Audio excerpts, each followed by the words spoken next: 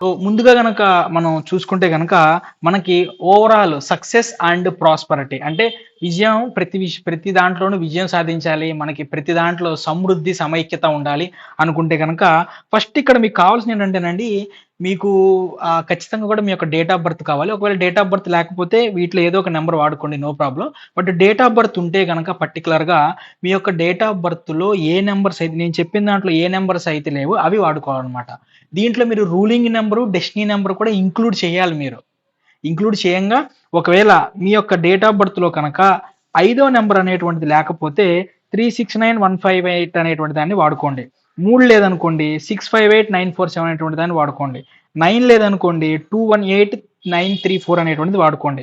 6 లేదనుకోండి 714273 వాడుకోండి. ఒకవేళ 1 లేదనుకోండి 520741 అనేటువంటిది వాడుకోండి. చూడండి, వీడియోని ఈ నంబర్స్‌ని తక్కువగా తీసి పడేయొద్దు. ఎందుకంటే నా దగ్గరకొచ్చేటువంటి ఎవరైతే క్లయింట్స్ ఉంటారో, పెయిడ్ క్లయింట్స్ ఉంటారో వాళ్ళకి మాత్రమే నేను చెప్తాను. కానీ ఇప్పుడు ఓపెన్‌గా ప్రతి ఒక్కళ్ళకి ఉపయోగపడాలనే ఉద్దేశ్యంతో ఇది చెప్పడం జరుగుతుందండి.